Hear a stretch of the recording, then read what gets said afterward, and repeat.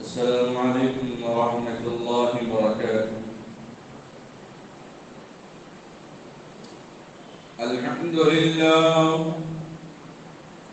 لله نحمده ونستعينه ونستغفره ونؤمن به ونتوكل عليه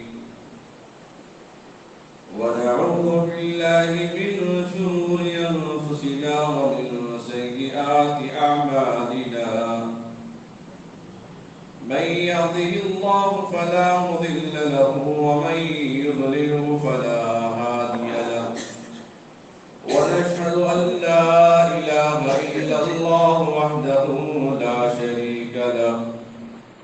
ونشهد أن سيدنا وحبيبنا ونبينا ومولانا محمدا عبده ورسوله. اللهم صل على محمد في أول كلامنا. اللهم صل على محمد في أوسط كلامنا. اللهم صل على محمد في آخر كلامنا. اللهم صل على محمد وعلى آله وأصحابه وأزواجه أجمعين. أما بعد فأعوذ بالله من الشيطان الرجيم. بسم الله الرحمن الرحيم. إن صلاتي ونسكي ومحياي ومماتي لله رب العالمين. وقال الله تبارك وتعالى في القرآن الكريم: يا أيها الذين آمنوا قوا أنفسكم وأهليكم نارا. أما بعد فقد قال النبي صلى الله عليه وسلم: طلب العلم فريضة على كل مسلم ومسلمة. صدق الله مولانا العظيم وصدق رسوله النبي الكريم. نحن على ذلك من الشاهدين ومن الشاكرين والحمد لله رب العالمين. قابل قدر بزرگوں، عزیز نوجوان ساتھیوں، اللہ رب العزت نے اپنے بے پناہ فضل و کرم سے ہمیں اپنی بے انتہا نعمتوں سے نوازا. ان میں سے سب سے بڑی نعمت جو اللہ نے ایمان کی دولت سے ہم سب کو مشرف فرمایا، ایمان کی دولت سے مالا مال فرمایا. کفر و ارتداد کے دور میں، فتنہ پرورزی کے دور میں، فتنہ پرورزائی کے دور میں، فتنہ پرفتن ماحول کے دور میں اللہ نے ابھی ہمارے ایمان کو زندہ رکھا، تابندہ رکھا ہے. یہ اللہ رب العزت کا فضل و کرم ہے. انسان کے سر کے بال سے لے کر پیر کے ناخن تک اتنی نعمتیں ہیں. اگر انسان شمار کرنا چاہے روزانہ سر کے بال سے اگر حساب کر لے اس کی زندگی ختم ہو جائے گی. لیکن انسان کے جسم کے اندر جو نعمتیں اللہ نے عطا فرمائی ہے وہ کبھی ختم نہیں ہو سکتی ہیں. پورے عالم کے اندر جو نظام، جو ترتیب اللہ نے بنایا ہے وہ پورا نظام انسان کے سسٹم میں اللہ رب العزت نے بنایا ہے. وہ پورا نظام اللہ نے انسان کے جسم کے اندر بنایا ہے. اب مثال کے طور پہ ہم اپنے بال کو دیکھیں. سر کے بال کے اندر کئی قسم کے بال ہوتے ہیں. کان کے اوپر کے بال لیں گے تو اس کے مقابل گردن کے پیچھے کے بال دونوں پہ فرق ہوتا ہے. اس کی حیت میں، اس کی ساخت میں، اس کی موٹائی میں فرق ہو جاتا ہے.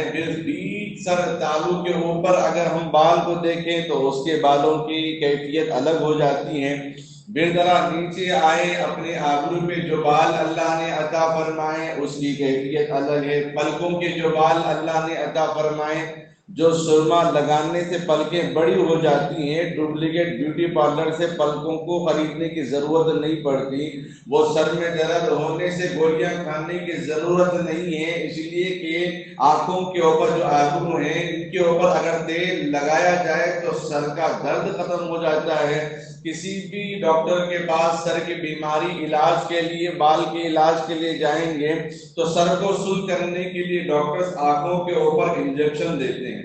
قربان جاؤں جناب آقا محمد رسول اللہ صلی اللہ علیہ وسلم کی اسم گرامی پر، نام نامی پر، آپ کی سنتوں پر، آپ کی ادا پر، آپ کے طریقے پر، آپ کے حسن عمل پر، آپ کے حسن کردار پر، حسن انسانیت پر، کیا علیہ السلام نے 1450 سال پہلے امت کو بتا دیا کہ سر پہ اگر تیل لگانا ہے تو سب سے پہلے بھووں پہ تیل لگا دو، اس کا اثر پورے سر پہ اللہ تبارک و تعالیٰ عطا فرماتے۔ آج اطباء ڈاکٹرز تحقیق کر کے یہ بات بتا رہے ہیں، double P H D M B B S کر کے، پریکٹیکل کر کے آج بتا رہے ہیں، لیکن آقا سرکار دو عالم صلی اللہ علیہ وسلم نے یہ بات مجھے اور آپ کو 1450 سال پہلے ہم کو بتا دی۔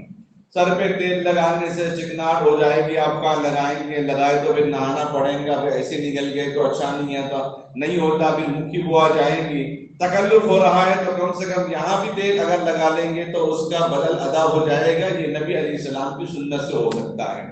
تو بہرحال میں عرض کر رہا تھا، سر کے بالوں کے اندر کیفیتیں الگ الگ ہیں، سر کے بالوں کے اندر کیفیت الگ ہے، بھووں کے بال کی کیفیت الگ ہے، پلکوں کے بال کی کیفیت الگ ہے، اور داڑھی سے ہٹ کر جو اسکن پہ، جو گال پہ جو بال ہے اس کی کیفیت الگ ہے، داڑھی کے بالوں کی کیفیت الگ ہے، کان کے اندر کے بالوں کی کیفیت الگ ہے، ناک کے اندر کے بالوں کی کیفیت الگ ہے، برموش کے بال کی کیفیت الگ ہے، زیر بغل، بغل کے نیچے کے بال کی کیفیت الگ ہے، سینے کے بال کی کیفیت الگ ہے، پیٹھ کے بال کی کیفیت الگ ہے، کلائیوں کے بال کی کیفیت الگ ہے، پنڈلیوں کے بال کی کیفیت الگ ہے۔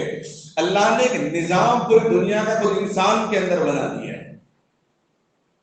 انسان دنیاوی چیزوں کو، دنیاوی عہدوں کو، دنیاوی عمارتوں کو، دنیاوی مشینریوں کو دیکھ کر تعجب کرتا ہے، حیران کرتا ہے۔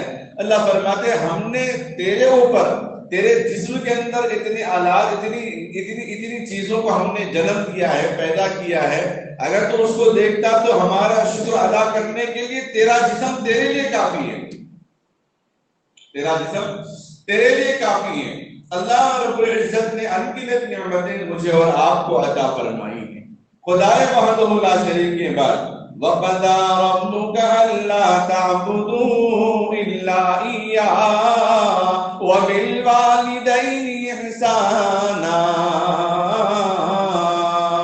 خدائے بزرگ برتر کی وحدانیت کے بعد، اس کی تعریف کے بعد، اس کی حمد کے بعد، اس کی ثنا کے بعد، اس کی ثنا گوئی کے بعد، اس کی تعریف کے بعد، اس کی وحدانیت کے بعد، اس کی بڑائی، اس کی خوبی، اس کی کبریائی کے بعد اگر کسی کا مقام مرتبہ قرآن نے بتایا ہے تو اللہ رب العزت نے بتا دیا کہ والدین کا مقام اور مرتبہ۔ بچہ گھر کے اندر بڑا ہو رہا ہے تو اس کے کانوں میں سب سے پہلے رس گھولنا ہے، لا الہ الا اللہ محمد رسول اللہ کا۔ بچہ جب بڑا ہو رہا ہے تو سب سے پہلے کانوں میں اس کے سمجھانا ہے اشہد ان لا الہ الا اللہ واشہد ان محمد رسول اللہ، کہ اللہ کے علاوہ کوئی معبود نہیں، محمد صلی اللہ علیہ وسلم اللہ کے رسول ہیں۔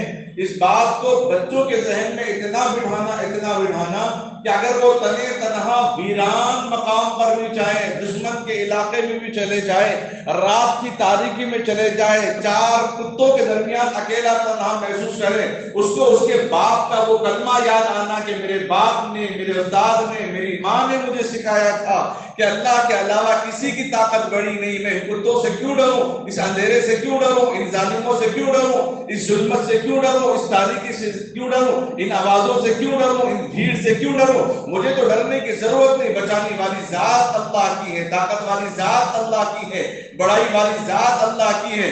سب سے پہلا کام والدین کا اپنے بچوں کی تربیت میں خدا کی طاقت، خدا کی کبریائی، خدا کی وحدت، خدا کی بڑائی، خدا کی خوبی کو اندازہ لگانا ہے۔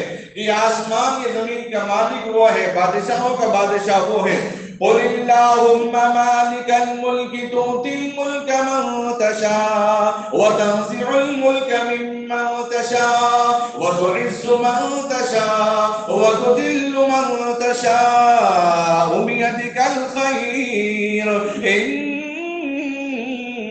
على كل شيء قدیر۔ مالکوں کا مالک وہ ہے، بادشاہوں کا بادشاہ وہ ہے، سلطانوں کا سلطان وہ ہے۔ کوئی ایک دوست اپنے دوست کے لڑکے کے عقیقے کی مبارکباد دینے جا رہا ہو، یا اپنے بچے کی پڑھائی کی تکمیل کی مبارکباد دینے جا رہا ہو، کوئی امام یا خطیب یا مؤذن کسی کو مبارکباد دینے جا رہا ہو، اس مبارکبادی میں سب سے پہلا حق یہ ہے کہ اس بچے کو خدا کی وحدانیت، خدا کی طاقت کا اندازہ کروانا ہے،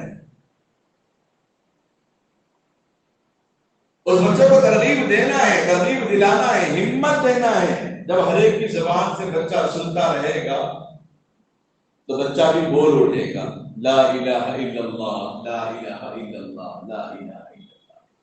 جتنے گانے، جتنے ڈائلاگس ہیں کسی اسکول میں نہیں سکھائے جاتے، لیکن بچے سیکھ جاتے ہیں۔ کیوں؟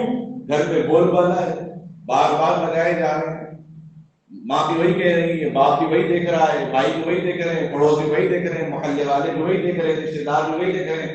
جس ماحول میں پل رہا بڑھ رہا ہے وہاں بھی یہی گانے چل رہے ہیں، تو وہ خود بخود سیکھ کے آ جاتا ہے۔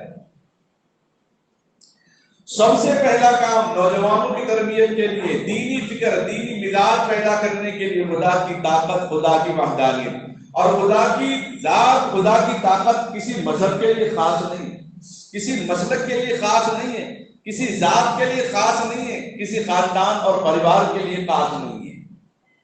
کہا یا ایھا الناس اعبدوا، اللہ فرماتے اے لوگوں، اے لوگوں میں مسلمان ہی نہیں، غیر مسلم بھی داخل ہیں، لوگوں میں اپنے نہیں بیگانے بھی داخل ہیں۔ رب کا تعارف کرے، نبی کا تعارف کرے تو ساری انسانیت کو لے کر تعارف کرنا ہے، ذات پات کی بات نہیں، تیرے اور میرے کی بات نہیں، جہاں رب کی بات آئے وہ سب کی بات آئے، جہاں محمد رسول اللہ کی بات آئے وہاں انسانیت کی بات آئے۔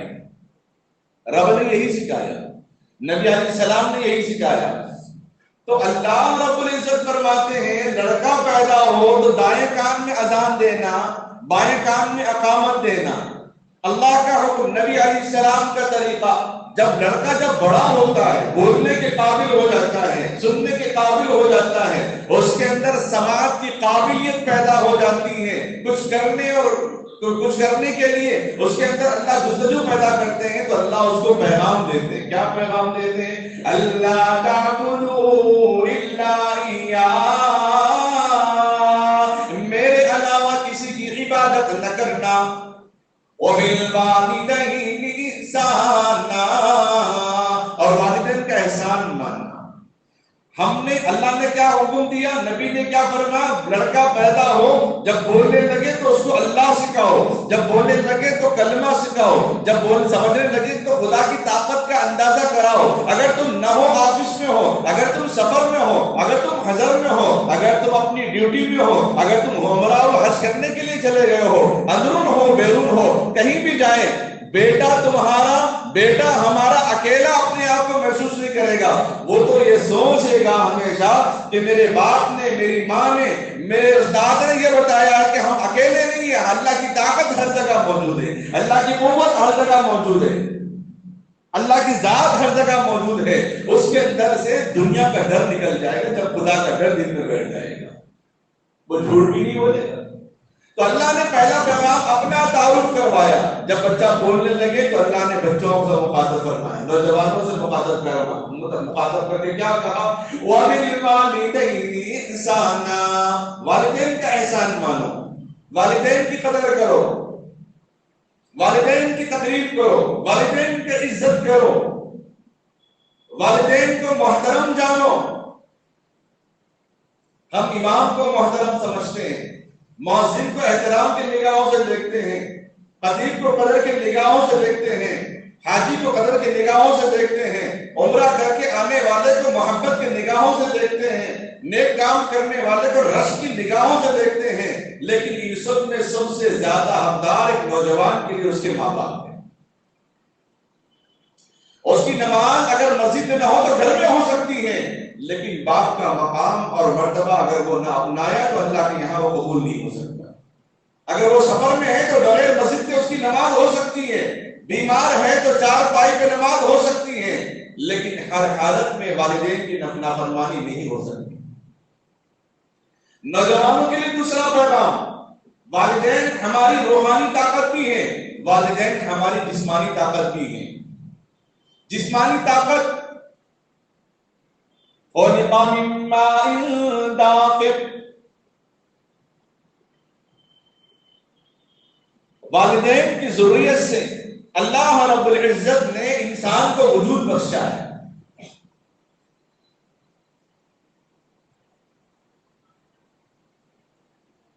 جس بیگ کو ہم اپنے اسکولوں میں کالجوں میں لے جاتے تھے، لانے لے جانے میں اپنے دوستوں کو کبھی تھما دیا، کبھی نیچے ڈال دیا، کبھی ادھر کبھی ادھر، کبھی سر پہ لے کے پھیلے، کبھی ایسے بیچ میں پکڑ کے لے کے چلے، کبھی کندھے پہ ڈال کے نکل کے لے کے چلتے تھے۔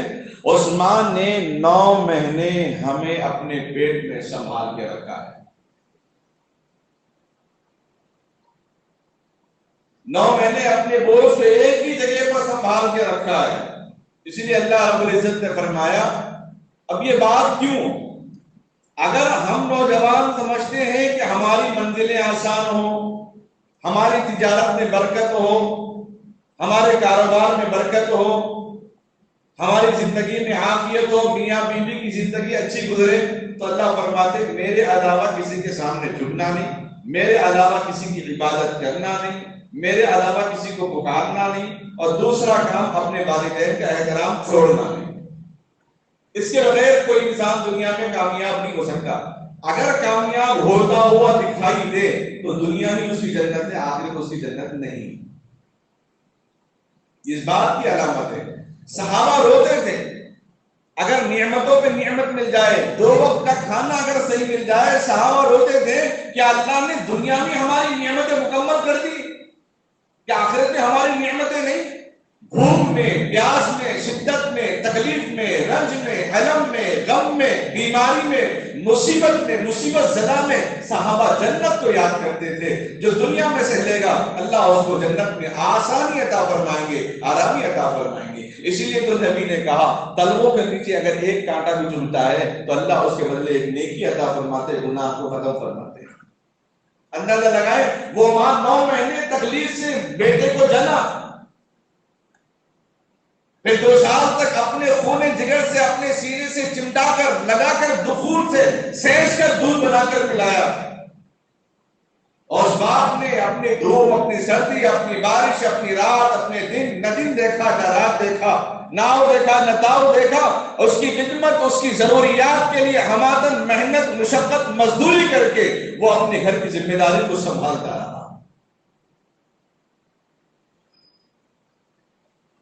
جس طرح ہمارا کلمہ بنیادی حصہ ہے، ہماری نماز بنیادی حصہ ہے، روزہ بنیادی حصہ ہے، زکوٰۃ بنیادی حصہ ہے، حج بنیادی حصہ ہے، مساجد بنیادی حصہ ہے، ماں باپ کا ادب و احترام بھی ایمان کا بنیادی حصہ ہے۔ نبی علیہ السلام فرماتے ہیں، میں اگر نماز میں ہوتا، میری ماں مجھے پکارتی محمد، تو میں نماز توڑتا اور فوراً ماں کی خدمت میں حاضر ہو جاتا۔ یہ مقام مرتبہ بتایا میرے اور آپ کے آقا محمد رسول اللہ صلی اللہ علیہ وسلم۔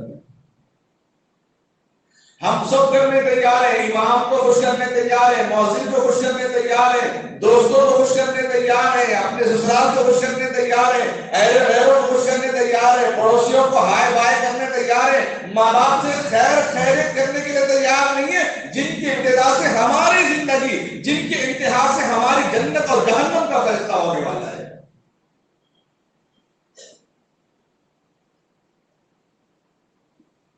نبی علیہ السلام نے فرمایا تمہارے ماں باپ تمہارے لیے جنت بھی ہے، دوزخ بھی ہے۔ صحابہ نے کہا یا رسول اللہ مطلب کیا جنت اور دوزخ کا؟ فرمایا خدمت کرو تو جنت، اگر نہیں کرو تو جہنم، دوزخ میں جانا پڑے گا۔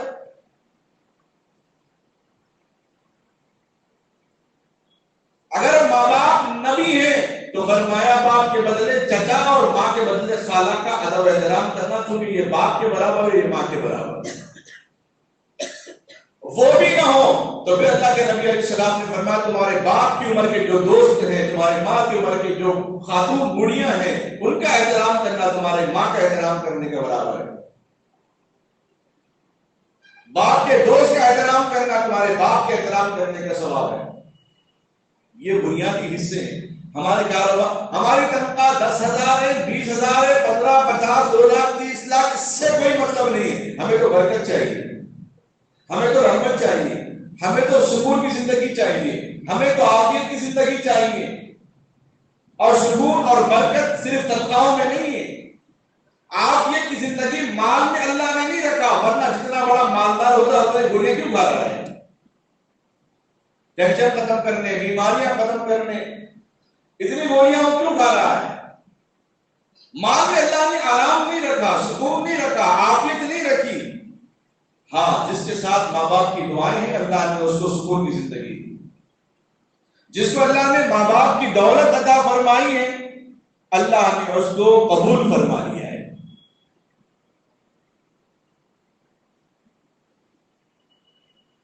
اللہ تعبدوا الا اياه، پہلا کام اللہ کے علاوہ کسی کی عبادت نہ کرنا۔ وبالوالدین احسانا، والدین کے ساتھ حسن سلوک کرنا دوسرا کام۔ بیچ میں فرمایا اما يبلغن عندك الكبر احدهما او كلاهما فلا تقل لهما اف اف اف ولا تنحرهما وقل لهما قولا كريما۔ فرمایا جب یہ ماں باپ بڑے بڑھاپے کو پہنچائے ان میں سے کوئی ایک ہی باقی رہے، اما یبلغن عندک الکبر احدهما، ان میں سے کوئی ایک بڑھاپے کو پہنچ جائے، دونوں ہیں تو ٹھیک، اگر دونوں میں سے کوئی ایک بھی ہو، احدهما احد کے معنی ایک، او کلاهما فلا تقل لهما اف، فرمایا اپنے والدین کو اف تک نہ کہو۔ تجارت کی سنت، بزنس کی کامیابی، شادی شدہ زندگی کی کامیابی بعد میں، پہلے چابی ہماری صحیح سلامت ہو، پہلے بنیاد ہماری صحیح ہو، پہلے ہمارا اپنا نفس، ہمارا عمل صحیح ہو۔ ماں باپ میں سے کسی ایک کو اف تک بھی کہا گیا، اللہ نے اس قوم کو برباد کیا، نیست نابود کیا جس قوم نے انبیاء کی شان میں گستاخی کی، جس قوم نے انبیاء کی بے حرمتی کی، جس قوم نے انبیاء کو ستایا، پریشان کیا، اللہ نے اس کو نیست نابود کیا۔ اس کے بعد اگر اللہ نے کسی پر عذاب نازل کرنے کا، پکڑ دھکڑ کرنے کا، ان سے حساب لینے کا دنیا میں اگر وعدہ فرمایا ہے تو والدین سے نافرمانی کرنے والی اولاد سے اللہ نے مخاطب فرمایا۔ صحابہ کہنے لگے یا رسول اللہ میرے ماں باپ تو کافر ہیں، نبی علیہ السلام نے فرمایا تمہارے ماں باپ پہلے ہیں، وہ کچھ بھی ہو ان کا احترام تم پر لازم ہے، وہ کسی بھی مذہب کے رہنے والے ہو، کچھ بھی بولتے ہو، کچھ بھی بات کرتے ہو، ان سے تمہیں کوئی مطلب نہیں، تمہارے ذمے جو حقوق ہے وہ تم کو ادا کرنا ہے۔ ایک صاحب بتا رہے تھے کم عمر میں 17-18 سال کی عمر میں وہ کار میں جا رہے تھے، لائسنس مل گیا تھا ان کو دبئی کا، تو راستے میں اونٹ کیمل آ گیا تو اس کو مار دی، ایک دم لگ گیا، وہ جا کر تھوڑا سا دور گرا اور غائب ہو گیا وہاں سے۔ اب ایک صاحب تو سوچے کہ بھائی اگر میں جاؤں تو آگے گاڑی جو ڈیمیج ہے پولیس والے پکڑ دیں گے، پوچھیں گے کس کو مار کے آئے، کیا ایسا ڈال دیں گے، غلط فہمی ہوگی، باہر ٹھہرا میں پولیس کو فوراً کال کریں۔ وہ لوگ آئے اور فوراً مجھے قید خانے میں لے کے چلے گئے، بولے جس اونٹ کو آپ نے مارا پہلے اس کو ہم تلاش کریں گے، اگر وہ صحیح سلامت ہے تو آپ کو ہم چھوڑیں گے۔ تو انہوں نے فرمایا کہ بھائی مجھے نہیں معلوم تو میں تو اپنے راستے سے جا رہا تھا لیکن وہ اونٹ اچانک آ گیا سامنے۔ تو پولیس والوں نے کیا کہا لائسنس آپ کے پاس ہے، اونٹ کے پاس نہیں، لائسنس آپ کے پاس ہے، اونٹ کے پاس نہیں ہے، تو حضور آپ ہی کہاں مانا جائے گا، وہ بورڈ پہ لگا ہوا ہے یہاں پہ جانور ہے دیکھ سمجھ کے چلانا۔ اور اس کے بعد تلاش BCR کے بعد اونٹ مل گیا تو ان کو چھوڑ دیا بغیر کسی رقم کے. اگر اس کو کچھ ہوتا تو مر جاتا تو پھر اس کی رقم آپ کو اس کے مالک کو ادا کرنا پڑتا. یہ سزا ہے.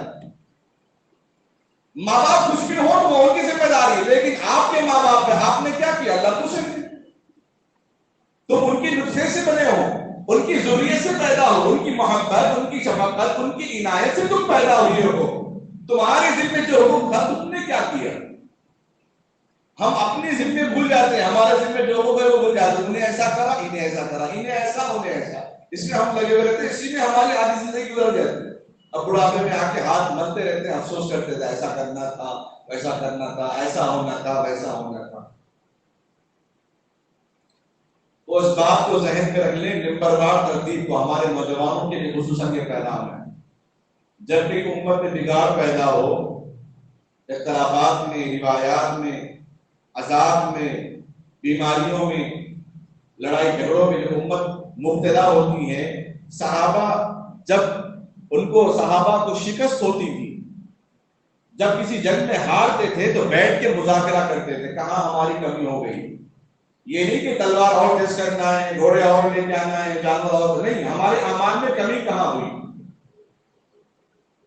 حضرت عمر رضی اللہ تعالیٰ عنہ کے زمانے میں ایک جماعت جو امن کے لیے نکلی تھی، شکست ہو رہی ہے، تو اللہ کے عمر فاروق رضی اللہ تعالیٰ عنہ خلیفہ دوم نے لوگوں کو بلایا. جنگ کا میدان شروع ہونے سے پہلے بات اپنا تزکیہ نفس کر لو،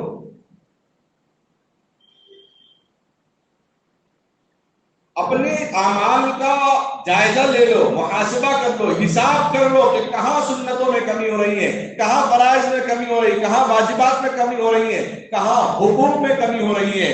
سارے صحابہ بیٹھ کے مذاکرہ کرنے لگے کہ کون سی سنت چھوٹ رہی ہے. فرمایا نمازیں تو اچھی چل رہی ہیں، سنتیں بھی چل رہی ہیں، واجبات بھی چل رہے ہیں، ایک دوسرے کے حقوق بھی برابر ادا کر رہے ہیں. عمر نے فرمایا نہیں، کہیں نہ کہیں حق مارا جا رہا ہے، کوئی نہ کوئی سنت ضرور چھوٹی ہے، ورنہ مومن باعمل ہو اور وہ ناکام نامراد ہو یہ ناممکن ہے. مومن باعمل ہو وہ ناکام نامراد ہو جائے یہ ناممکن ہے. تو پھر صحابہ بیٹھے مذاکرہ کرنے لگے. جب ان کو یاد آیا صحابہ نے کہا ہاں اے امیر المومنین، ہم نے سنت مسواک کو بھلا دیا ہے. تو عمر رضی اللہ تعالیٰ فوراً مسواک کا اہتمام کرو. تو صحابہ دوڑے درختوں پہ مسواک کی کاڑیاں لینے کے لیے. جہاں پہ جاتے درخت غائب، جہاں پہ جاتے درخت غائب، ٹہنیاں غائب. دشمن ادھر دیکھ رہا ہے، دیکھ کر ڈر کے مارے ہیبت تاری ہوگی اس کے اندر. جب انسان اپنی زندگی میں باعمل ہوتا ہے تو سامنے بات کرنے والا سامنے جو بات کرنے کے لیے آئے گا اس کے اندر رعب دبدبہ بیٹھ جاتا ہے، ایک رعب ایک دبدبہ بیٹھ جاتا ہے.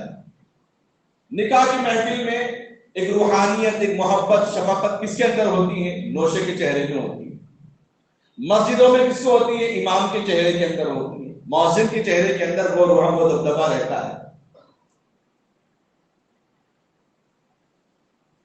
عمل کرنے والا جب عمل کا پابند ہوتا ہے تو خیر کے سامنے اس کا چہرہ ہمیشہ رعب دبدبے والا ہوتا ہے.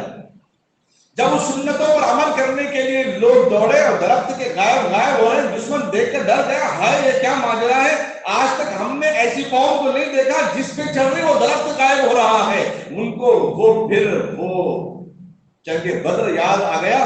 فوراً ابھی جنگ شروع بھی نہیں، میدان چھوڑ کے بھاگ گئے.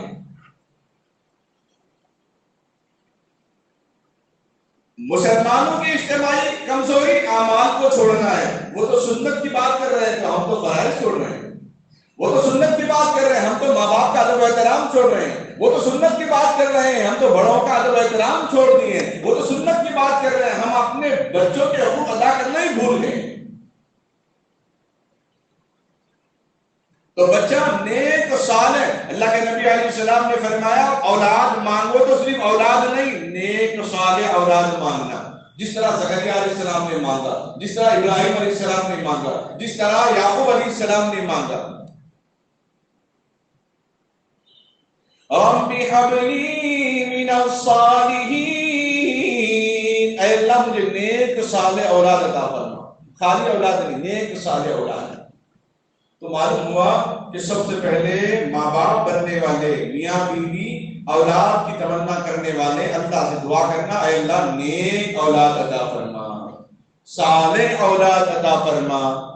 دوسرا کام بچے کو خدا کا تعارف کرانا، اس کی بڑائی کا، اس کی قدرت کا، کہ اللہ کی طاقت صرف زمین پہ نہیں چلتی ہے، آسمانوں میں بھی چلتی ہے، زمین کے نیچے بھی چلتی ہے۔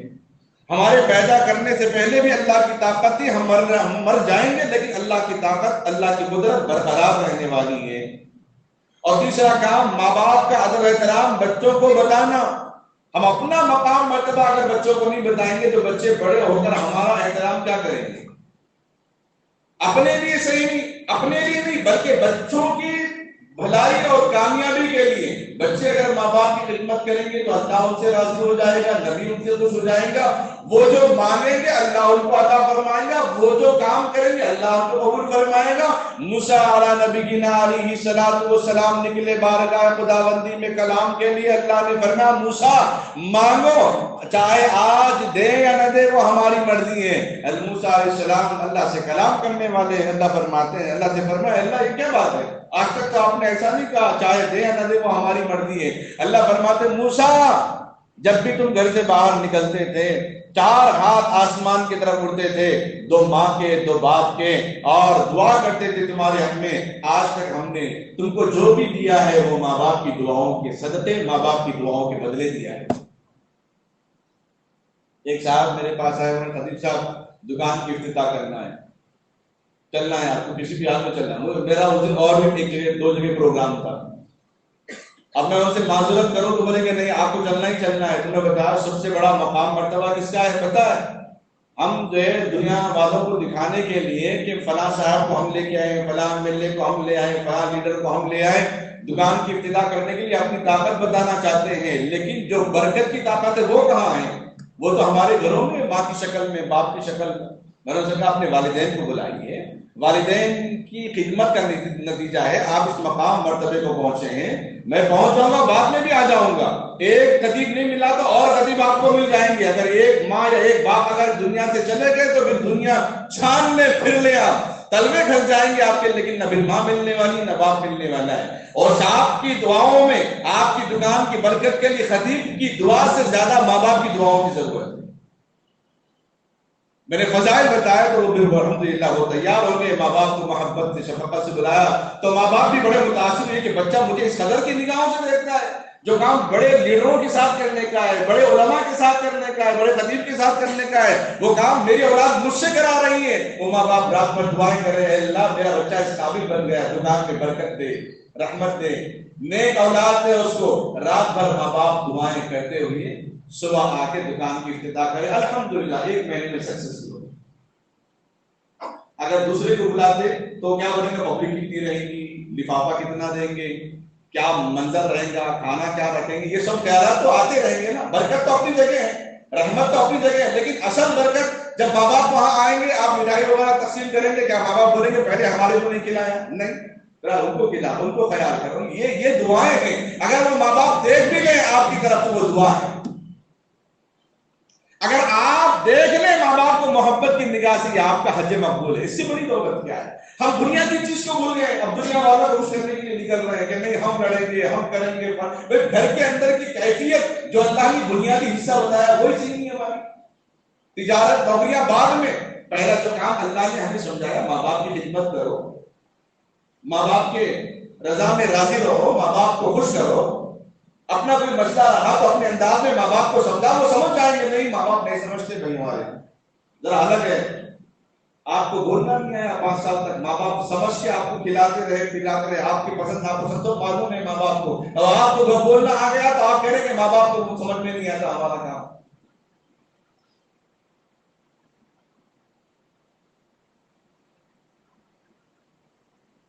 اب آگے جب ہم منزل اپنی آگے بڑھاتے ہیں، چاہے وہ تجارت کے مرحلے میں ہو، نوکری کے مرحلے میں ہو، سب سے پہلے ایک چیز دیکھنا ہے، اور اللہ کے نبی صلی اللہ علیہ وسلم نے فرمایا تجارت میں برکت ہے۔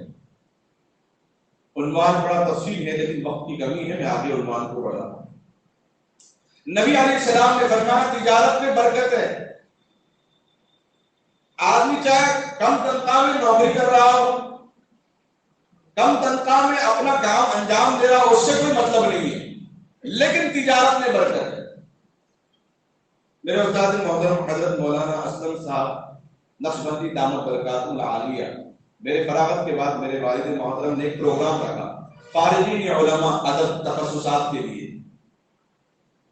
وہ پروگرام میں تقریباً ہمارے آندھرا اور تلنگانہ اس طرح کے تقریباً 600 علماء جو فارغ ہو رہے ہیں، جو فارغ ہو چکے ان کو مدعو کیا گیا، اس میں حضرت نے بیان دیا۔ اب یہاں سے ہم فارغ ہونے کے بعد یہ خیال بالکل نہیں کرنا کہ مسجد ہی میرا سہارا ہے، مدرسہ ہی میرا سہارا ہے، اس کے علاوہ میرا اور کوئی گزارا ہے۔ مسجد اور مدرسہ مکتب و خانقاہوں میں جو خدمت ہے وہ تو خدمت خلق کے نام سے ہم خدمت کریں گے، اس کے علاوہ اور بھی ہماری کوئی تجارت ہونا ہے، تو علماء کو انہوں نے پیغام دیا ہے۔ اور شرعی اعتبار سے انبیاء علیہ السلام تجارت کرتے تھے بکریوں کی۔ اب آپ بولیں گے شہر حیدرآباد میں کام کریں گے خطیب صاحب، بکریوں کو لے کے کام بھی رہیں گے، بقرعید بولے تو پھر بھی آپ کی بات سمجھ میں آ رہی، اب کیا لے کے ملیں گے؟ اللہ تعالیٰ نے ہر چیز کا بدل قرآن میں حدیث میں رکھا ہے، ہماری نظر وہاں نہیں جاتی۔ باپ نہیں تو میں نے ابھی کہا باپ اگر نہیں ہے تو چچا کا مرتبہ باپ کے برابر ہے، ماں اگر نہیں ہے تو خالہ کا مرتبہ ہے، ہوتے پر بھی ماں کی سہیلی بھی ماں کے برابر، باپ کا دوست بھی باپ کے برابر ہے۔ اگر ہم یہ تجارت نہیں کر سکتے، صحابہ کے زمانے میں صفہ جو چبوترا ہے، آئندہ عنوان رہوں گا انشاءاللہ صاحب صفہ کا تعارف، صفہ جو چبوترا وہاں پہ صحابہ دین سیکھنے کے لیے بیٹھ جاتے تھے۔ ایک صحابی اپنے دوست کو تیار کر کے بھائی تم یہیں بیٹھو، مدرسۃ الصفہ میں بیٹھ جاؤ، صبح سے شام تک جو کچھ قرآن پاک کی آیتیں دین جو بھی نازل ہوا میں اپنی مزدوری کر کے شام میں آؤں گا، آدھی مزدوری آپ کو دے دوں گا، اس کے بدلے جو دین آپ نے سیکھا مجھے سمجھا دینا۔ اور یہ معمول چلتا تھا کئی صحابہ کے اس معاملے میں، بدل پیش کیا جا رہا۔ اگر ہم یہ تجارت نہیں کر سکتے، جو نوجوان قاضی ہیں اپنے خاندان میں، رشتہ دار میں، اپنے متعلقین میں یا دیہات میں، ان کو آپ اس کے لیے تیار کریں، اس کو آپ مزدوری کے طور پہ نہ رکھیں۔ کامیابی میں تجارت میں کامیابی کی سب سے بڑی علامت یہ ہوتی ہے کہ آدمی بینک سے لون لے کر کاروبار شروع نہ کرے، جس کی ابتدا غلط اس کے انتہا غلط ہو جاتی ہے۔ اور دوسرا کام یہ ہے کہ کام کرنے والے کو اپنے دکاندار میں احساس کرائے، کام کرنے والے کو تو پارٹنر، تو حصے دار ہے اس کے اندر، تیری ذمہ داری ہے، یہ نہیں کہ صرف تو کام کر کے تو اپنی تنخواہ لے کر جا رہا ہے۔ اس کو بتائیں کہ 20% تیرا حصہ ہے، 40% یہ تیرا حصہ ہے، یا 50-50 تیرا حصہ ہے۔ ایک نوجوان نے میں نے ترغیب دی کہ بھئی آپ تجارت کریں گے اپنے گھر سے، پھر مشورے کریے وہ حجام کی دکان، کٹنگ کی جو دکان ہے وہ لگوایا، اور اس کے اندر طریقہ کار کیا رکھا، جو کٹنگ کرنے والے ان سے کہا وہ سامان اپنا ملکی اپنی، اور کام کرنے کے بعد 40% آپ کا رہے گا، 60% ہمارا رہے گا، اور جتنی کٹنگ کریں گے اس کے حساب سے پائے گا۔ دین صرف عبادت کا نام نہیں، بہترین تجارت بھی عبادت ہے۔ الکاسب خلیل اللہ، اپنے ہاتھ کی کمائی کھانے والا اللہ کا دوست ہے۔ یہ لقب کس کو ملا؟ ابراہیم علیہ السلام کو۔ کب ملا؟ 90 سال کے بعد بیٹا ملا۔ بیٹے کو اللہ نے فرمایا بواد غیر ذی زرع عند بیتک المحرم، بنجر زمین پر اپنے بیوی بچے کو چھوڑ کے آؤ، قربانی دی، چھوڑ کے آئے، بھی چند دنوں کے بعد فرمایا اپنے بیٹے کو ذبح کرو، ذبح کرنے کے لیے لدا دیا۔ ان 100 قربانیوں کے بعد اللہ نے کہا اے ابراہیم، تو ابراہیم نہیں بلکہ تو میرا خلیل ہے۔ یہ لقب اللہ نے امتیہ محمد کے تاجر، تجارت کرنے والے، بزنس کرنے والوں کو اللہ نے لقب عطا فرمایا۔ اس لیے سارے نبیوں کے قوموں میں امتیہ محمد کا مقام مرتبہ بہت زیادہ ہے۔ تو انبیاء علیہ السلام کی سنتیں بکریوں کا کاروبار کرنا، بکریوں کو چرانا، اگر یہ ناممکن ہے تو پھر انبیاء کی اور ایک سنت، صحابہ کی اور ایک سنت، حضرت خدیجہ کبریٰ رضی اللہ تعالیٰ عنہ بکریوں کا کاروبار کرتی تھی۔ اللہ کے نبی علیہ السلام نے خود اس کو سنبھالا اپنے غلاموں کے ذریعے سے، خدیجہ رضی اللہ تعالیٰ عنہ کے غلاموں کے ذریعے سے۔ اس کے بعد باری آئی ابوبکر صدیق رضی اللہ تعالیٰ عنہ، عمر فاروق، عثمان علی رضی اللہ تعالیٰ عنہ، تو یہ بڑے بڑے اجلے، بڑے صحابہ تھے، وہ کپڑوں کا کاروبار کرتے تھے، کپڑوں کی تجارت کرتے تھے۔ تو اپنے بڑوں سے مشورہ کر کے کون سی تجارت ہمارے لیے فائدے مند ہے، کون سی تجارت ہمارے لیے برکت کا ذریعہ ہے، اپنی اور مصروفیات ہونے کے بعد آدمی خالی نہیں بیٹھنا۔ ماں باپ جو ہے بچپن سے پڑھاتے ہیں، ماں محنت کرتی ہیں، رات بھر جاگتی ہیں، دن میں مشقت اٹھاتی ہیں، پھر ہمارے آنے کی گھڑیوں کا انتظار کرتی ہیں کہ میرا لال آئے گا تو بھوکا آئے گا تو اس کے لیے کچھ کھلاؤں گی، میرا لال آئے گا تو کپڑے بدلے گا، اس کے لیے کپڑے دھو کے آئرن کر کے رکھ دیتی، شام کو آئے گا تو پھر وہ کھیلنے کو جائے گا۔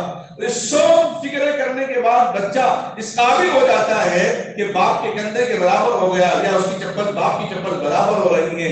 اس کے بعد ماں باپ کی اب یہ امیدیں ہوتی ہیں، لیکن پھر بھی باغیرت ماں باپ کہتے ہیں ہمیں اس کی تنخواہ کی پرواہ نہیں، وہ اچھا رہے تو بس، وہ اچھا کھائے تو بس، وہ اچھی زندگی گزارے تو بس۔ لیکن اس عمر میں بھی ہمارے نوجوان بچے کم دل بزدل لوگ جو غیر ضروری چبوتروں پہ بیٹھ کے اپنے اخلاق کو، اپنے کردار کو ہر درجے نیچے گرانے والے 25 سال ہونے کے باوجود بھی اپنی ہاتھ کی کمائی کرنے کو تیار نہیں، کہتے ہیں اچھی جاب سرچ کر رہا ہوں، کب سے 3 سال ہو گئے۔ جو تنخواہ معلل ہو اس میں کام اگر کرے گا تو تجربہ ملے گا، آگے زندگی آگے بڑھے گی، آگے تجربہ بڑھ جائے گا۔ نہیں کئی نوجوانوں سے میں نے پوچھا، کموں میں پوچھا، یہاں سے پوچھا کیا بھائی کیا کر رہے ہیں، بولا جاب سرچ کرو۔ کب سے 3 سال ہو گئے فارغ ہو گئے، اسٹڈی ہو گئے 3 سال ہو گئے، ڈبل پی جی کر کے اب تک کوئی جاب نہیں ملی۔ کیوں نہیں ملی؟ نئی تنخواہیں کم ہے اس کے اندر۔ اگر 3 سال میں اگر وہی کم تنخواہ 20,000 میں اگر کما لیتے 3,000 3 سال میں کیا پونجی بنتی تھی آپ کی، کیا رقم بنتی تھی؟ ماں باپ بھی خوش ہوتے تھے، خوش اس لیے نہیں ہوتے تھے گھر میں لا کے دے رہا کما رہا، بلکہ خوش اس لیے ہوتے تھے کہ چلو اپنے پیر میں کھڑے ہو رہا۔ اور کم ایسے ماں باپ کی جو امید رکھتے ہیں اپنی اولاد سے کہ مجھے لائے کھلائے مجھے دے۔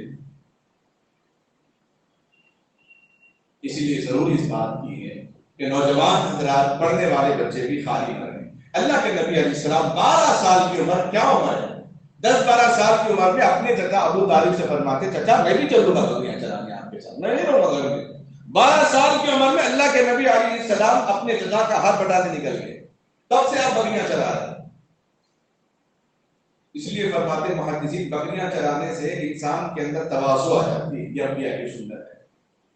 شہر کے اندر تصور نہیں ہے، لیکن دیہاتوں کے جو کمزور نوجوان ہیں یا خالی بیٹھے ہوئے لوگ ہیں ان کے ذریعے سے کام ہم کروا سکتے ہیں۔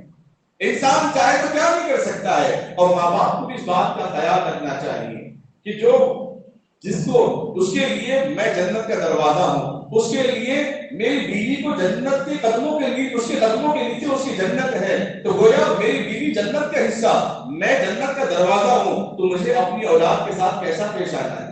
اس میں 75% ایسے بچے ہیں ماں باپ کی ہمت افزائی نہیں ملنے سے چڑ جاتے ہیں، روٹ جاتے ہیں، گھر چھوڑ کے بھاگ جاتے ہیں یا اپنی مرضی کی زندگی گزارتے ہیں۔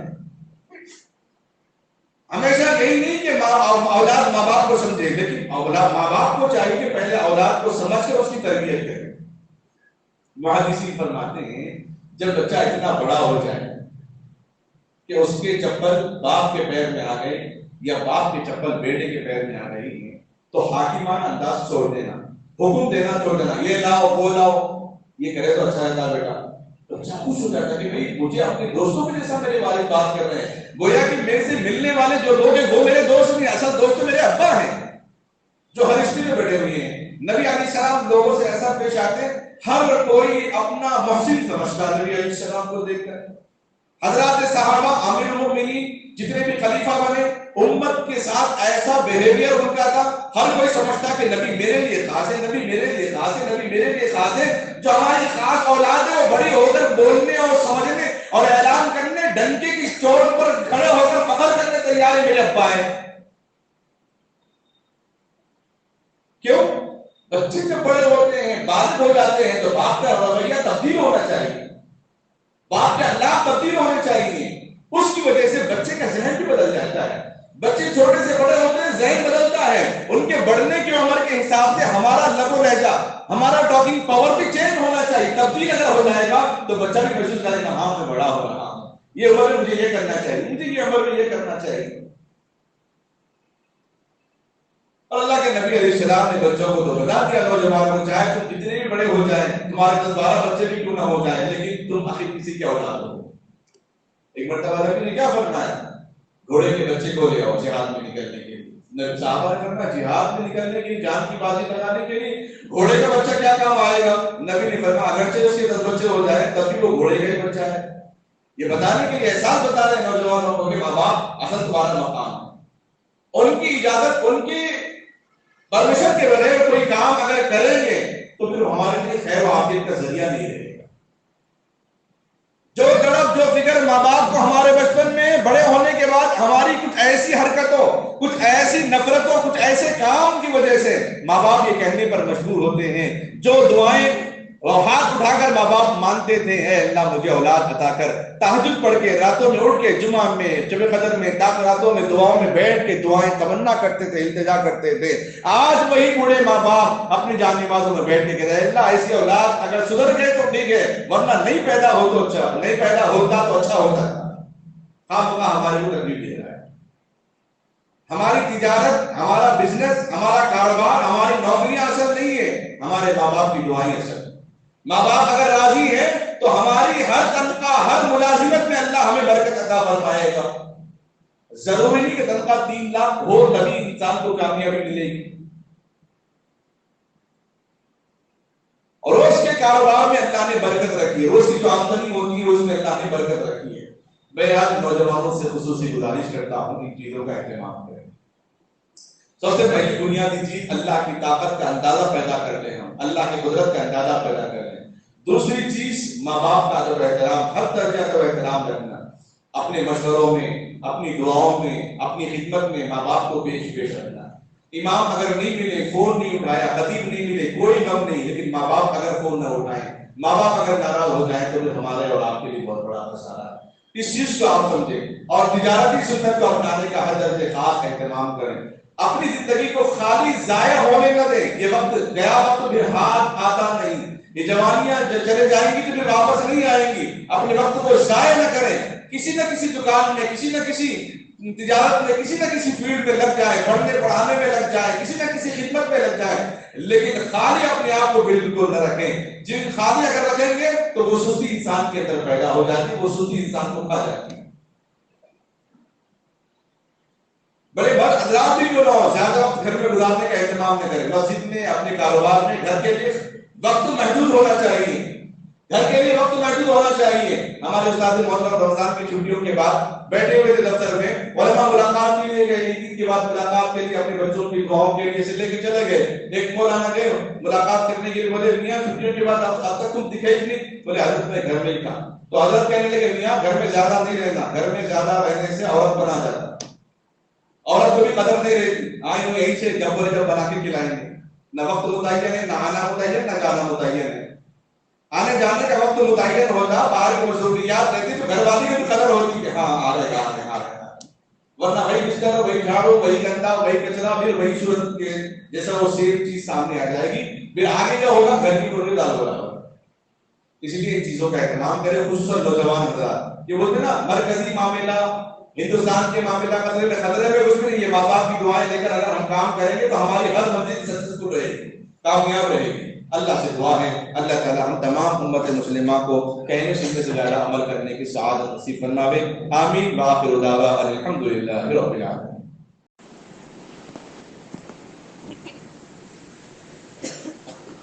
الحمدللہ چند باتیں آپ حضرات کے سامنے آئی ہیں نوجوانوں کی تربیت کے متعلق سے، تجارت کے تعلق سے، اس بات کا خاص خیال اور دھیان رہے۔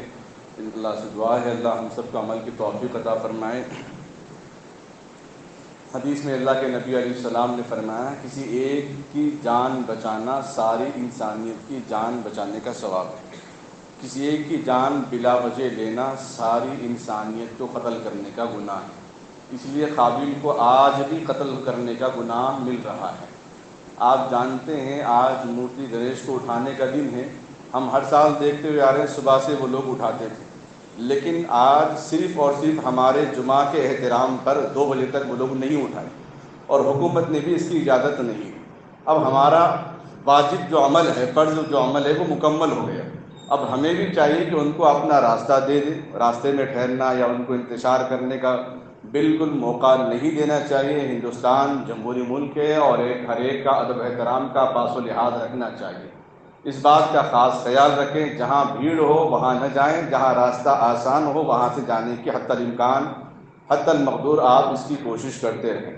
اگر کہیں بھیڑ زیادہ ہو، وہاں اگر تکرار ہو جائے ہندو مسلم کے اعتبار سے، اسی محلے کے بانگین میں سے الحاج شرف الدین صاحب مرحوم نور اللہ مرقدہ سے ہم نے بھی یہ بات سنی اور سیکھی۔ جھارکھنڈ کے اندر بھی ہمارے ایک بہت بڑے عالم دین مولانا عبدالعزیز صاحب نور اللہ مرقدہ ایک پروگرام کر رہے تھے، روڈ پہ مجمع جمع ہو گیا، کرسیاں بچھی ہوئی تھی، بیان چل رہا ہے رات کے وقت میں، اور وہاں سے غیر مسلموں کا ایک بھیڑ وہاں سے لے کے نکل رہی تھی، کسی شادی کا تہوار تھا یا کسی مورتی کا تہوار تھا۔ وہ دیکھ کر ہمارے علماء نے فوراً کو بیان روک کر کہا بھائی اپنی اپنی کرسیاں لو اور آدھے ادھر ہو جاؤ آدھے ادھر ہو جاؤ، لوگوں کو راستہ دو۔ اب جب قریب آ رہے تو لوگ ڈر رہے تھے کیا ہوگا کیا ہوگا کیا ہوگا، لیکن جب مولانا نے یہ فیصلہ کر دیا جھارکھنڈ کے اندر تو فوراً مسلمان اٹھے، نوجوان جو بڑے حضرات اپنی اپنی کرسیاں لے کے آدھے ادھر ہو گئے آدھے ادھر ہو گئے، وہ لوگ وہیں رکے، بولے آپ اپنا پروگرام جاری رکھیے ہم اپنا دوسرا راستہ اختیار کریں گے، وہ لوگ چلے گئے۔ تو پہل ہماری طرف سے بھی ہونی چاہیے، اس بات کا خاص خیال رکھیں۔ اور بات یہ ہے کہ ہمارے جتنے بھی مذہبی جلسے ہوتے ہیں پروگرام ہوتے ہیں وہاں پہ الحمدللہ پولیس والوں کی ضرورت نہیں رہتی، حکومتی اعتبار سے اجازت لینے کے بعد پولیس والوں کو بھیجا جاتا ہے حفاظت کے لیے، وہاں تو 25% نوجوان بڑے حضرات خود ہی کنٹرول کر لیتے ہیں۔ دو نوجوان ہمارے پولیس والے یہاں پر موجود ہیں، پوچھ لیں آپ ان سے کہ ہمارے جتنے بھی جلسے ہوتے ہیں لاکھوں جلسے ہوتے ہیں لیکن وہاں ضرورت نہیں پڑتی، ہم خود الحمدللہ کنٹرول کر لیتے ہیں۔ لیکن اب غیروں کے جلسے میں چونکہ ان کے یہاں تو شراب جائز ہے، اب ان کے یہاں تو سب چیزیں اپنی چلتی ہیں، اب جب وہ نشے میں ہوتے ہیں وہ کچھ بھی کریں گے تو قانونی اعتبار سے ان کو معافی مل جاتی ہے۔ اس سے بہتر ہے جب کیچڑ آپ دیکھیں تو اس سے ہٹ کے آپ دوسری جگہ چلے جائیں، دوسرا راستہ اختیار کر لیں۔ تو بہرحال کسی پہ نکتہ چینی کے بغیر، مذہبی نفرت کے بغیر ان چیزوں سے کنارہ کش ہوتے ہوئے چلیں۔ تو میں یہ بات عرض کر رہا تھا، مولانا عبدالعزیز صاحب کی وہ بات اور الحاج مرحوم شرف الدین صاحب کی بات مجھے یاد آ گئی۔ جب کہیں ایسا مرحلہ آ جائے کہ بھیڑ میں مسلم اور غیر مسلم کے درمیان تکرار پیدا ہو جائے تو مقامی مسلمانوں کو چاہیے کہ اپنے سروں پہ ٹوپیاں پہن کے اپنے پڑوس اپنے محلے کے غیر مسلموں کو ساتھ میں لے کر جائیں۔ جب مسلمان غیر مسلم کو ساتھ میں دیکھیں گے جو فسادی ہوں گے وہ رفو چکر ہو جائیں گے، وہ وہاں سے بھاگ جائیں گے، بھائی ہماری تو اب گلنے والی نہیں چلنے والی نہیں۔ اس بات کا خاص خیال رکھیں اور نبی علیہ الصلوۃ والسلام کے پیغام اور راستے کے حقوق کا خاص خیال رکھیں۔ اللہ سے دعا ہے اللہ تعالیٰ ہم تمام کو کہنے سننے سے زیادہ عمل کرنے کی سعادت نصیب فرمائے۔ درود شریف پڑھیں۔ اللهم صل على محمد وعلى آل محمد وبارك وسلم۔ ربنا ظلمنا أنفسنا وإن لم تغفر لنا وترحمنا لنكونن من الخاسرين۔ رب اجعلني مقيم الصلاة ومن ذريتي ربنا وتقبل دعاء۔ ربنا اغفر لنا ذنوبنا يا رب العالمين۔ هو الله الذي لا إله إلا هو الأول والآخر والظاهر والباطن وهو بكل شيء عليم۔ اے اللہ ہم سب کے گناہوں کو معاف فرما، اے اللہ خطاؤں سے درگزر فرما، امن کا معاملہ عطا فرما، عافیت کا معاملہ عطا فرما، پوری دنیا کے اندر مسلمانوں میں اتحاد پیدا فرما، اتفاق پیدا فرما۔ اے اللہ جو سفر میں ہیں اپنے کام میں لگے ہوئے ہیں ان کی حفاظت فرما، جو بچے پڑھ رہے ہیں پڑھانے والوں کو بھی قبول فرما، دینی مساجد مدارس مکاتب خانقاہوں کی حفاظت فرما، خصوصاً آج کے دن خیر و عافیت کا ساتھ وقت اور دن گزرنے والا بنا دے۔ اے اللہ جو جلوس نکل رہے ہیں ہر جگہ سے، اے اللہ اس جلوس کے اندر اور ہمارے مسلمانوں کے اندر امن قائم فرما، عافیت قائم فرما، دشمن کی ناپاک سازش اور ارادوں سے ہم سب کی حفاظت فرما۔ وقد مکروا مکر اللہ، تو ان کی مکروں کو تو خوب جانتا ہے اور تو خوب تدبیر کرنے والا ہے۔ اے اللہ ہم سب کو حکمت کے ساتھ زندگی گزارنے والا بنا، عمل کے ساتھ زندگی گزارنے والا بنا۔ اے اللہ ہم سب کو اپنے وحدانیت پر، اے اللہ تیرے مکمل پہچان تیرے مکمل تعارف کے ساتھ زندگی گزارنے والا بنا۔ تیری طاقت تیری قوت کا اے اللہ ہم سب کو اندازہ عطا فرما۔ اے اللہ اپنے ماں باپ کا ادب احترام کرنے والا بنا۔ ہماری تجارت میں ہمارے مال میں برکت ہمارے ماں باپ کی دعاؤں سے ہیں۔ اے اللہ ماں باپ کو خوش کرنے ان کی خدمت کرنے کی توفیق عطا فرما۔